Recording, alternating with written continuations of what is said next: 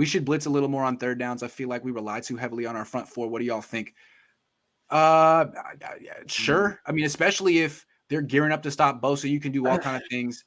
I don't know if they did a lot of blitzing on third down last year because they had Verrett and they felt comfortable in those single high coverages because you have to go single high when you blitz pretty much. So I don't know.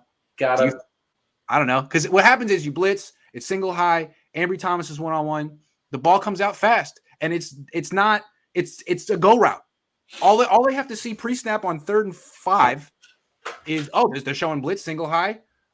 I mean, you don't have to signal to the guy. You can say him before the game, hey, if we ever on 3rd and down get single high and you have Ambry Thomas, just know you're running a 9 route. Just convert it, and I'll just give you we'll just go like this. You know, that's gonna happen. Josh Norman and Ambry Thomas are not guys that you want caught vertically down the field.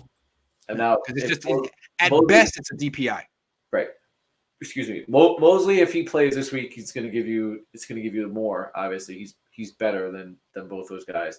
However, I still wouldn't want to be blitzing heavy with Mosley and Ambry Thomas out there. You pick your spots when you want to send guys. Send 5, pick a spot. When you want to send 6, don't do it a lot.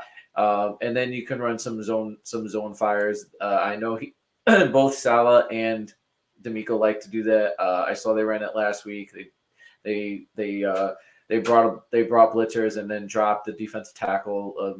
Do that kind of stuff. But you don't want guys hanging out alone down the field. Sure. But you also don't want to do the same thing all the time. You got to switch it up. Right. You got to pick your spots to blitz, as you pointed out. And one way they can do it, my favorite blitz the Niners have called for the last few years. The nickel blitz, right? Yes. And it works especially well against the Rams because you can trust Jimmy straight up one-on-one against Cooper Kupp in the slot, like their best receiver. You can trust Jimmy Ward in that matchup, and that unleashes K1, whose best attribute, in my opinion, is how he runs. He's Jamal Adams. He just doesn't get paid like it, but he's a lot like Jamal Adams. He's a really good pass rusher when used. D'Amico's starting to use Tart in that role. Yes. So that's cool. In Jimmy's 5 wins versus the Rams, our defense holds them to 15.4 points average, and we run for 133 yards average. Jimmy's 8 TDs to 6 turnovers. Lance will be fine. That's a really great point. It's not like Jimmy is the reason the Niners have won these games. Right. Look at the defense in the run game. And, of course, Jimmy's ability to convert on 3rd down and have long drives helps. You probably won't get that as much with Lance, but the big play, the quick strike, that helps too. And not turning the ball over helps. So I think if you look at what Lance did in the last game, and we'll see what he does in this game, and I think that's the reason why the bulk of the people like us that wanted Lance to start was that we felt like there wasn't a huge difference in what you're going to get with Jimmy and Trey Lance, and that stylistically it would be almost opposite, but the end product would be pretty right. Similar. The end result, Lance is going to he'll get to it differently, but of course.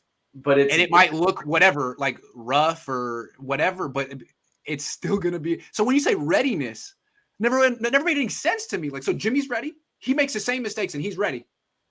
Lance. So ready for Lance means being better than Jimmy. That doesn't make any sense to me. If it's close, it should be Lance. Right. Because he's going to get progressively better. And Jimmy freaking won't. Right. Like, and again, we talked about it before.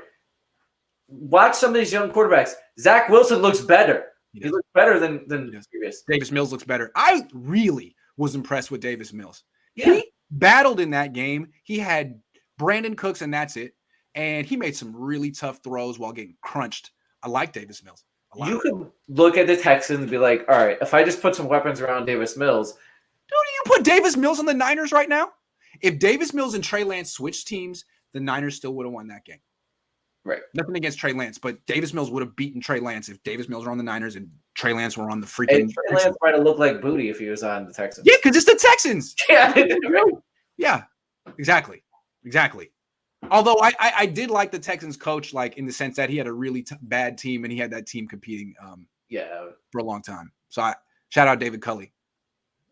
For the entire year, because that team was a dumpster fire from beginning too. And it's not a dumpster fire anymore. It's a respectable bad team, which is more than we would expect. 7 MP says, looking ahead to the offseason, the Niners can free themselves up of Garoppolo's contract. Do you think it will be possible to fix a secondary O-line and get another edge rusher? Yeah, they're gonna have to. They got to get some picks too, though. That would I think when you look at the free agency, there's basically one guy out there that's going to be a free agent. It's Stephon Gilmore. So I don't know what he's going to command. In my opinion, I would go after him. I would try to get a decent contract. Now, if that's not there, then I wouldn't really look to pay anyone else. I would handle it in the draft. But I do think you can get edge guys in free agency. And the Niners have one thing going for them. It's that in the past 2 years, they've been able to take an unknown guy and get productivity out of them on the edge. Yeah. That's going to make other edge guys want to come here because they're going to, on 1-year deals, they're going to want to get paid, and they're going to look at Kosarek and be like, well, and Bosa. I can get productivity here on a 1-year deal. I'll get one-on-ones. Yep. And I'll get my double-digit sacks, and then, I'll have Seattle sign me and get paid. Shivnor says DeMeco and the D deserves more recognition. Coverages and the disguises have been huge.